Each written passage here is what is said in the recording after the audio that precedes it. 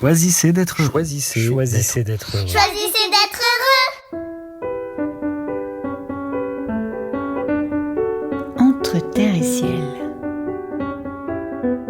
Petit matin doux et frais à l'abbaye de Bassac. Une nouvelle belle journée qui s'ouvre devant nous, quelque part au milieu de cette semaine de retraite méditative que nous partageons ici, au cœur des vignes charentaises, au creux d'un village où le temps s'est arrêté un jour, entre les majestueuses façades de pierre doucement blanchies par les années et le soleil du sud. Parce qu'ici c'est déjà le sud, on le sent dès le matin, dès les premiers rayons du soleil qui viennent caresser chaleureusement la façade de l'abbaye, toute rose dans la lumière du matin.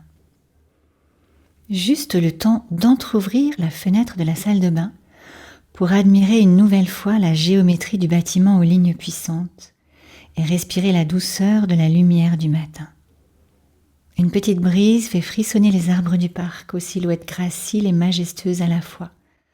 Fascinant paradoxe entre la fugacité de l'instant, renouvelée à chaque caresse du vent sur les feuilles, et l'intemporalité des lieux, inaltérable au fil des siècles.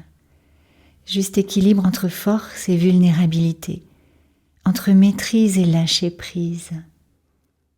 Et précisément, deux silhouettes traversent la cour en direction du parc, d'un pas souple et déterminé. C'est qu'elles se rendent à un rendez-vous important ce matin.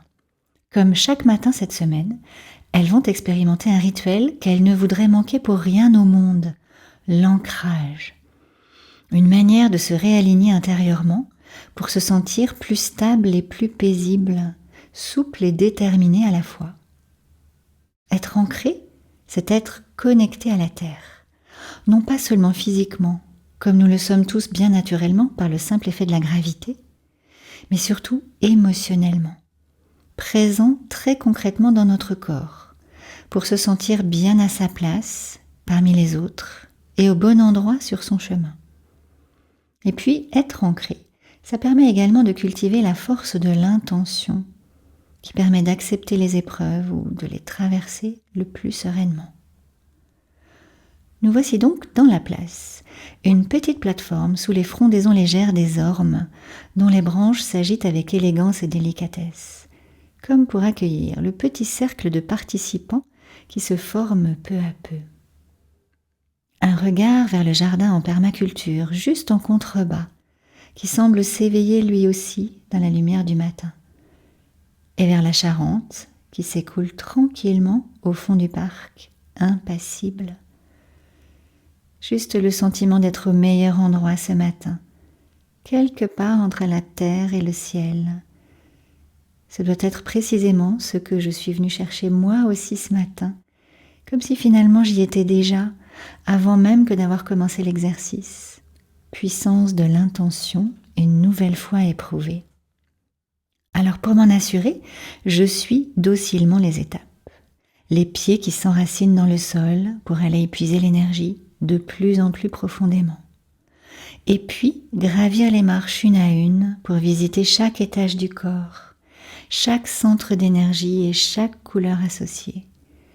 Comme un paysage coloré qu'on redécouvrirait chaque matin avec une fraîcheur renouvelée. Avec la poésie des mantras qui viennent résonner au fil du chemin. Je suis ancrée à la terre.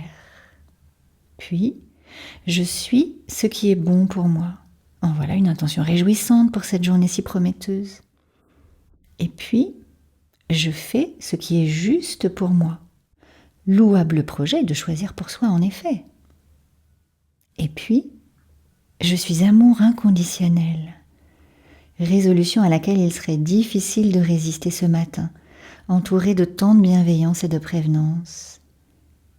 Puis, je suis harmonie avec tout mon entourage, avec toute la gratitude que l'on peut bien sûr associer à cette sensation profonde, et dont on ne sait plus vraiment si elle est cause ou conséquence de ce subtil équilibre qui s'installe au fil de l'exercice, jusqu'à sentir circuler tout au long du corps lumière et énergie.